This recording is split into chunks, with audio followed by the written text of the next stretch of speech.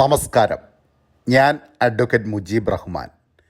ഇന്നത്തെ പ്രധാന നിയമവിശേഷങ്ങളിലേക്ക് സ്വാഗതം. സംസ്ഥാനത്ത് സർക്കാർ ഭൂമിയിൽ അനധികൃതമായി നിർമ്മിച്ചിരിക്കുന്ന ആരാധനാലയങ്ങൾ ഉടനടി നീക്കം ചെയ്യാൻ ഹൈക്കോടതിയുടെ ഉത്തരവ്. ഇത് സംബന്ധിച്ച നടപടി റിപ്പോർട്ട് 1 വർഷത്തിനുള്ളിൽ ഹൈക്കോടതി രജിസ്ട്രാർ ജനറലിന് നൽകാനും ജസ്റ്റിസ് പി വി കുഞ്ഞികൃഷ്ണൻ ഉത്തരവിട്ടു. ഹിന്ദു, ക്രിസ്ത്യൻ, മുസ്ലിം, മറ്റു മതങ്ങൾ എന്നൊന്നും ഇക്കാര്യത്തിൽ പരിഗണിക്കേണ്ടതില്ല. സർക്കാർ ഭൂമിയിൽ അനധികൃത ആരാധനാലയങ്ങൾ അനുവദിക്കരുതെന്നും ഹൈക്കോടതി നിർദ്ദേശിച്ചു. ദൈവം സർവ്വവ്യാപിയാണ്, തൂണിലും തുരുമ്പിലുമുണ്ട്. വിശ്വാസികൾ സർക്കാർ ഭൂമി കയ്യേറി ആരാധനാലയം നിർമ്മിക്കേണ്ട ആവശ്യമില്ല. ആ സ്ഥലം ഭൂരഹിതരായ മനുഷ്യർക്ക് നൽകിയാൽ ദൈവം കൂടുതൽ സന്തോഷിക്കുകയും എല്ലാ വിശ്വാസികൾക്കും അനുഗ്രഹം ചൊരിയുകയും ചെയ്യുമെന്നും പറഞ്ഞ കോടതി, പൊതുസ്ഥലങ്ങളിലും സർക്കാർ ഭൂമിയിലും അനധികൃതമായി ആരാധനാലയങ്ങൾ നിർമ്മിച്ചാൽ വിശ്വാസികൾ തമ്മിൽ സംഘർഷമുണ്ടാകാൻ സാധ്യതയുണ്ടെന്നും ചൂണ്ടിക്കാട്ടി. സർക്കാർ ഭൂമിയിൽ അനധികൃതമായി ഏതെങ്കിലും മതത്തിൻ്റെ ശിലയോ കുരിശോ മറ്റ് നിർമ്മിതികളോ ഉണ്ടോ എന്ന് തഹസീൽദാർ, വില്ലേജ് ഓഫീസർ തുടങ്ങിയവർ വഴി അന്വേഷണം നടത്താൻ ജില്ലാ കളക്ടർമാർക്ക് ചീഫ് സെക്രട്ടറി അടിയന്തര നിർദ്ദേശം നൽകണം. അനധികൃത നിർമ്മിതികളുണ്ടെങ്കിൽ പൊതുജനങ്ങൾക്കും കളക്ടറുടെ ശ്രദ്ധയിൽപ്പെടുത്താം. 6 മാസത്തിനുള്ളിൽ ജില്ലാ കളക്ടർ അന്വേഷണം പൂർത്തിയാക്കണം. അനധികൃത നിർമ്മിതികൾ കണ്ടെത്തിയാൽ കളക്ടർ പോലീസിന്റെ സഹായത്തോടെ 6 മാസത്തിനുള്ളിൽ നീക്കം ചെയ്യണം. പ്ലാന്റേഷൻ ഭൂമിയിൽ സ്ഥാപിച്ചിട്ടുള്ള ആരാധനാലയം നീക്കം ചെയ്യണമെന്നാവശ്യപ്പെട്ട് പ്ലാന്റേഷൻ കോർപ്പറേഷൻ നൽകിയ ഹർജിയാണ് ഹൈക്കോടതി പരിഗണിച്ചത്. പ്ലാന്റേഷന്റെ ഭാഗമായി ചന്ദനപ്പള്ളി, മൊട്ടപ്പാറ, ചന്ദനത്തടിക്കൽ എന്നിവിടങ്ങളിൽ തൊഴിലാളികൾക്ക് പ്രാർത്ഥനയ്ക്കായി ചെറിയ ക്ഷേത്രം നിർമ്മിച്ചിരിക്കുന്നതായി ഹർജിയിൽ പറഞ്ഞു. ഇത് വിപുലപ്പെടുത്താനുള്ള ശ്രമം ക്രമസമാധാന പ്രശ്നങ്ങൾ ഉണ്ടാക്കുന്നെന്ന് ചൂണ്ടിക്കാട്ടിയായിരുന്നു ഹർജി. മതാരാധനയുടെ പേരിൽ ഉയർന്ന അനധികൃത കെട്ടിടങ്ങളാണ് പ്ലാന്റേഷൻ ഭൂമിയിലുള്ളതെന്ന് ചൂണ്ടിക്കാട്ടിയ കോടതി 6 മാസത്തിനകം ഇത് ഒഴിപ്പിക്കാനും നിർദ്ദേശിച്ചു. ദേശീയപാതാ വികസനത്തിന് സ്ഥലമെടുക്കുമ്പോൾ മതസ്ഥാപനങ്ങളെ ബാധിച്ചാൽ അത് ദൈവം പൊറുക്കുമെന്നും ദൈവം ഹർജിക്കാരെയും അധികൃതരെയും വിധിന്യായം എഴുതിയ ജഡ്ജിയെയും സംരക്ഷിക്കുമെന്നുമുള്ള മുന്നുത്തരവ് ജസ്റ്റിസ് പി വി കുഞ്ഞികൃഷ്ണൻ വിധിന്യായത്തിൽ പരാമർശിച്ചു. ഡൽഹി മദ്യനയ കേസിൽ സ്ഥിരജാമ്യം തേടി ആം ആദ്മി പാർട്ടി നേതാവും ഡൽഹി മുഖ്യമന്ത്രിയുമായ അരവിന്ദ് കെജ്രിവാൾ സമർപ്പിച്ച ഹർജിയിൽ വിചാരണ കോടതി എൻഫോഴ്സ്മെന്റ് ഡയറക്ടറേറ്റിന്റെ നിലപാട് തേടി. സ്ഥിരജാമ്യം തേടിയുള്ള ഹർജിക്ക് പുറമെ ആരോഗ്യ സാഹചര്യങ്ങൾ കണക്കിലെടുത്ത് 7 ദിവസം ഇടക്കാല ജാമ്യം അനുവദിക്കണമെന്നുള്ള അപേക്ഷയും നൽകി. സ്ഥിരജാമ്യത്തിന്റെ കാര്യത്തിലും ഇടക്കാല ജാമ്യത്തിന്റെ കാര്യത്തിലും റൌസ് അവന്യൂ കോടതി പ്രത്യേക ജഡ്ജി കാവേരി ബവ്ജ ED നിലപാട് തേടി. വ്യാഴാഴ്ച EDക്ക് വേണ്ടി ഹാജരായ additional solicitor general SV Raju നിലപാട് വ്യക്തമാക്കാൻ സമയം അനുവദിക്കണമെന്ന് ആവശ്യപ്പെട്ടു. ഇതേ തുടർന്ന് കെജ്രിവാളിന്റെ ജാമ്യ ഹർജി പരിഗണിക്കുന്നത് ശനിയാഴ്ചത്തേക്ക് മാറ്റി. തെരഞ്ഞെടുപ്പ് പ്രചാരണത്തിൽ പങ്കെടുക്കാൻ ജൂൺ 1 വരെയാണ് സുപ്രീം കോടതി ഇടക്കാല ജാമ്യം അനുവദിച്ചത്. വൈദ്യപരിശോധനയ്ക്കായി ഇടക്കാല ജാമ്യം 7 ദിവസത്തേക്ക് കൂടി നീട്ടണമെന്ന കെജ്രിവാളിന്റെ ഹർജി പരിഗണിക്കാൻ സുപ്രീം കോടതി തയ്യാറായില്ല. ഇതേ തുടർന്നാണ് സ്ഥിരജാമ്യത്തിനായി വിചാരണ കോടതിയെ സമീപിച്ചത്. ഡൽഹി മദ്യനയ കേസിൽ പ്രതികളായ ആം ആദ്മി പാർട്ടി നേതാവ് മനീഷ് സിസോദിയ, BRS നേതാവ് K കവിത എന്നിവരുടെ ജാമ്യാപേക്ഷകൾ പ്രത്യേക ജഡ്ജി കാവേരി ബവ്ജ നേരത്തെ തള്ളിയിരുന്നു. കെജ്രിവാളിനെ 2 ആഴ്ചത്തേക്ക് കസ്റ്റഡിയിൽ വിടണമെന്നാവശ്യപ്പെട്ട് ED പുതിയ അപേക്ഷയും നൽകിയിട്ടുണ്ട്. വനിതാ ജീവനക്കാർക്ക് ആർത്തവാവധി അനുവദിച്ച് സിക്കിം ഹൈക്കോടതി.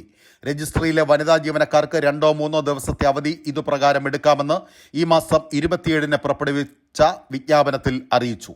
മെഡിക്കൽ ഓഫീസറുടെ ശുപാർശയിൽ മാത്രമേ അവധി അനുവദിക്കൂവെന്നും ജീവനക്കാരുടെ മൊത്തം അവധികളിൽ ഇത് ഉൾപ്പെടില്ലെന്നും വിജ്ഞാപനത്തിൽ വ്യക്തമാക്കി. കഴിഞ്ഞ ഡിസംബറിൽ ആർത്തവാവധി ആവശ്യം വനിതാ ശിശു വികസന മന്ത്രി സ്മൃതി ഇറാനി തള്ളിയിരുന്നു.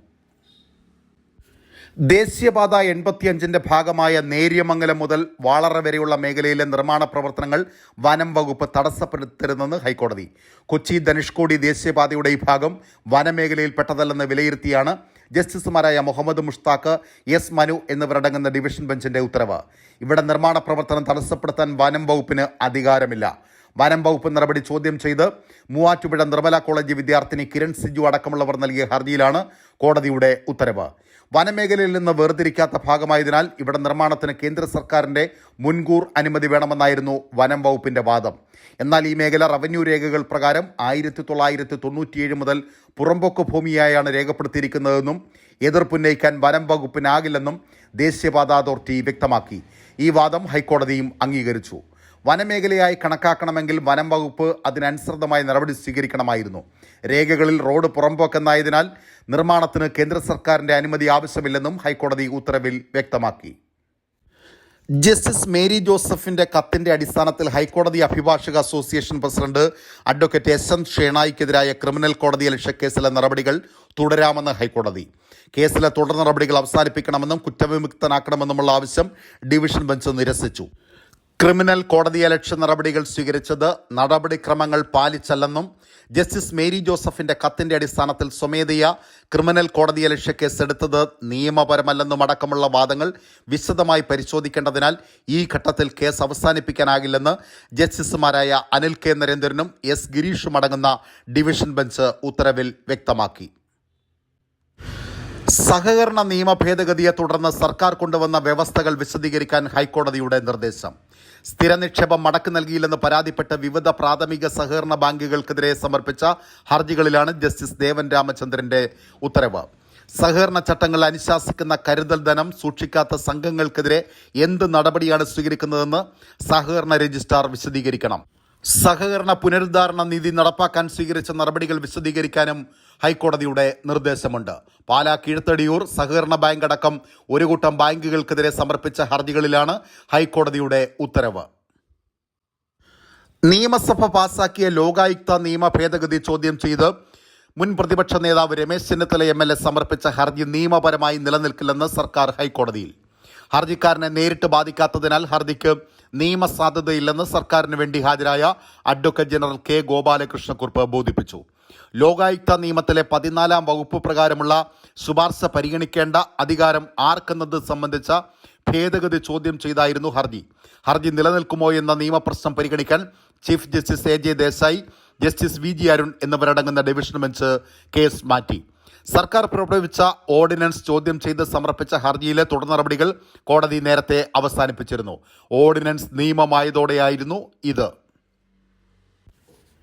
മഞ്ഞുമ്മൽ ബോയ്സ് സിനിമയുടെ നിർമ്മാതാക്കൾക്കെതിരെ ഗൂഢാലോചന, വഞ്ചന തുടങ്ങിയവ ആരോപിച്ചുള്ള കേസ് റദ്ദാക്കണമെന്നാവശ്യപ്പെട്ട് നൽകിയ ഹർജി 11-ന് പരിഗണിക്കാൻ മാറ്റി.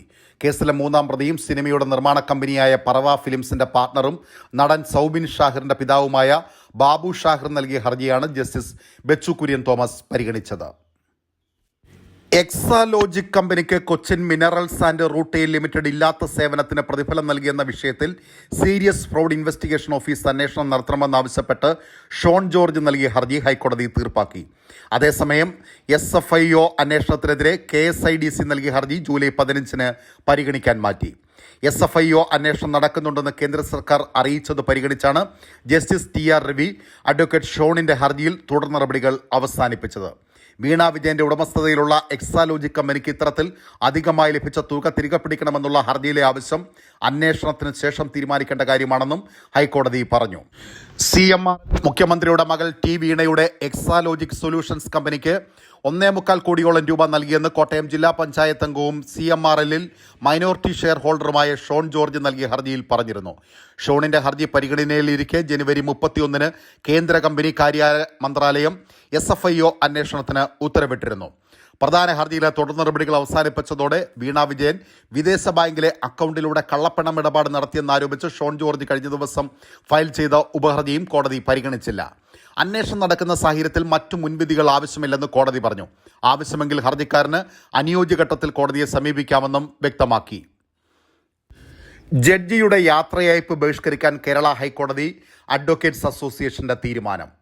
ഇന്ന് നടക്കുന്ന ജസ്റ്റിസ് മേരി ജോസഫിന്റെ യാത്രയയപ്പിൽ പങ്കെടുക്കില്ലെന്നാണ് അസോസിയേഷൻ ചീഫ് ജസ്റ്റിസിനെ കത്തിലൂടെ അറിയിച്ചത്.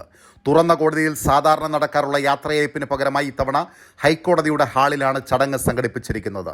സ്വകാര്യ ചടങ്ങാക്കി നടത്തണമെന്ന് വിരമിക്കുന്ന ജഡ്ജിയെ ആവശ്യപ്പെട്ടെന്നാണ് ഹൈക്കോടതി രജിസ്ട്രാർ തന്നെ അറിയിച്ചിരിക്കുന്നത്. പരിപാടിയിൽ അഭിഭാഷക അസോസിയേഷൻ പ്രസിഡന്റിന് ആശംസ അറിയിക്കാൻ പോലും ഇത്തവണ അവസരമില്ല. ഇതിൽ കൂടി പ്രതിഷേധിച്ചാണ് ഹൈക്കോടതി അഭിഭാഷക അസോസിയേഷന്റെ തീരുമാനം. സ്പെഷ്യൽ മാരേജ് ആക്ട് പ്രകാരം വിവാഹിതരായാലും ഹിന്ദു യുവതിയും മുസ്ലിം യുവാവും തമ്മിലുള്ള വിവാഹം മുസ്ലിം വ്യക്തി നിയമപ്രകാരം സാധുവല്ലെന്ന് മധ്യപ്രദേശ് ഹൈക്കോടതി. 1954 സ്പെഷ്യൽ മാരേജ് ആക്ട് പ്രകാരം മിശ്ര വിവാഹം രജിസ്റ്റർ ചെയ്യാൻ പോലീസ് സംരക്ഷണം ആവശ്യപ്പെട്ടിട്ടുള്ള ഹർജി തള്ളിക്കൊണ്ടാണ് കോടതിയുടെ ഉത്തരവ്. സ്പെഷ്യൽ മാരേജ് ആക്ട് പ്രകാരം വിവാഹിതരായാലും മുസ്ലിം വ്യക്തി നിയമപ്രകാരം ക്രമരഹിതമായ വിവാഹമായി കണക്കാക്കുമെന്നും ജസ്റ്റിസ് കുർബാൻ സിംഗ് അലുവാലിയ ഉത്തരവിൽ വ്യക്തമാക്കി. മുഹമ്മദൻ നിയമപ്രകാരം വിഗ്രഹാരാധകയായ അല്ലെങ്കിൽ അഗ്നി ആരാധകയായ പെൺകുട്ടിയുമായി ഒരു മുസ്ലിം യുവാവിൻ്റെ വിവാഹത്തിന് സാധുതയില്ല. അത് സ്പെഷ്യൽ മാരേജ് ആക്ട് പ്രകാരം വിവാഹം രജിസ്റ്റർ ചെയ്താലും സാധുവാകില്ല. അത് ക്രമരഹിതമായ വിവാഹമായിരിക്കും. മുസ്ലിം യുവാവും ഹിന്ദു യുവതിയും സമർപ്പിച്ച ഹർജി പരിഗണിക്കുന്നതിനിടെയാണ് ഹൈക്കോടതിയുടെ നിരീക്ഷണം. യുവതിയുടെ കുടുംബം ബന്ധത്തെ എതിർക്കുകയും വിവാഹം മുന്നോട്ടു പോയാൽ സമൂഹം തങ്ങളെ അകറ്റി നിർത്തുമെന്ന ആശങ്ക ഉയർത്തുകയും ചെയ്തിരുന്നു. വിവാഹം കഴിക്കാൻ പോകുന്നതിന് മുമ്പ് യുവതി അവരുടെ വീട്ടിൽ നിന്ന് ആഭരണങ്ങൾ എടുത്തിരുന്നുവെന്നും കുടുംബം അവകാശപ്പെട്ടു. സ്പെഷ്യൽ മാരേജ് ആക്ട് പ്രകാരം വിവാഹം കഴിക്കാനാണ് ഇരുവരും ആഗ്രഹിച്ചിരുന്നത്. വിവാഹത്തിനായി മതം മാറാൻ യുവതിയോ യുവാവോ ആഗ്രഹിച്ചിരുന്നില്ലെന്നും അഭിഭാഷകൻ പറഞ്ഞു. വിവാഹം രജിസ്റ്റർ ചെയ്യുന്നതിന് ഓഫീസർക്ക് മുന്നിൽ ഹാജരാകുമ്പോൾ ഇരുവർക്കും പോലീസ് സംരക്ഷണം നൽകണമെന്നും സ്പെഷ്യൽ മാരേജ് ആക്ട് പ്രകാരം മിശ്രവിവാഹം സാധുവായിരിക്കുമെന്നും മുസ്ലിം വ്യക്തി നിയമത്തെ മറികടക്കുമെന്നും അഭിഭാഷകൻ വാദിച്ചു. എന്നാൽ വ്യക്തി നിയമപ്രകാരം അസാധുവാക്കപ്പെടുന്ന വിവാഹത്തെ സ്പെഷ്യൽ മാരേജ് ആക്ട് നിയമവിധേയമാക്കില്ലെന്നായിരുന്നു ഹൈക്കോടതിയുടെ നിരീക്ഷണം. തങ്ങളുടെ മതം മാറാനോ ലിവിൻ ബന്ധം പുലർത്താനോ തയ്യാറല്ലെന്ന ഇരുവരുടെയും അപേക്ഷയും കോടതി തള്ളി. പീരുമേട് നിയമസഭാ തെരഞ്ഞെടുപ്പ് കേസിൽ ഹൈക്കോടതി ഇന്ന് വിധി പറയും. LDFിലെ വാഴൂർ സോമന്റെ വിജയം ചോദ്യം ചെയ്ത് UDF സ്ഥാനാർത്ഥി സിറിയക് തോമസ് നൽകിയ ഹർജിയിലാണ് വിധി. വസ്തുതകൾ മറച്ചുവെച്ചാണ് വാഴൂർ സോമന്റെ സത്യവാങ്മൂലം എന്നാണ് തെരഞ്ഞെടുപ്പ് ഹർജിയിലെ പ്രധാന ആക്ഷേപം. ഇന്ന് വിരമിക്കാനിരിക്കെയാണ് ജസ്റ്റിസ് മേരി ജോസഫ് രാവിലെ 11-ന് തെരഞ്ഞെടുപ്പ് കേസിൽ വിധി പ്രസ്താവിക്കുന്നത്. വാഴൂർ സോമനെ വിജയിയായി പ്രഖ്യാപിച്ച റിട്ടേണിംഗ് ഓഫീസറുടെ നടപടി നിയമവിരുദ്ധമാണെന്നാണ് പ്രധാന ആക്ഷേപം. വാഴൂർ സോമനെ വിജയിയായി പ്രഖ്യാപിച്ച നടപടി റദ്ദാക്കണം. അപൂർണമായ നാമനിർദ്ദേശ പത്രിക അംഗീകരിച്ച നടപടി ജനപ്രാതിനിധ്യ നിയമത്തിന് വിരുദ്ധമാണെന്നും പരാതിയിൽ പറഞ്ഞിട്ടുണ്ട്. സംസ്ഥാന വെയർഹൌസിംഗ് കോർപ്പറേഷൻ ചെയർമാനെ ആയിരിക്കുകയാണ് വാഴൂർ സോമൻ നിയമസഭാ തെരഞ്ഞെടുപ്പിൽ മത്സരിക്കാൻ നാമനിർദ്ദേശ പത്രിക നൽകിയത്. ഇത് ഇരട്ട പദവിയുടെ പരിധിയിൽ വരുമെന്നാണ് UDF സ്ഥാനാർത്ഥിയുടെ മറ്റൊരു പ്രധാന ആക്ഷേപം. ഇതോടുകൂടി ഇന്നത്തെ പ്രധാന നിയമവിശേഷങ്ങൾ അവസാനിക്കുന്നു. നമസ്കാരം.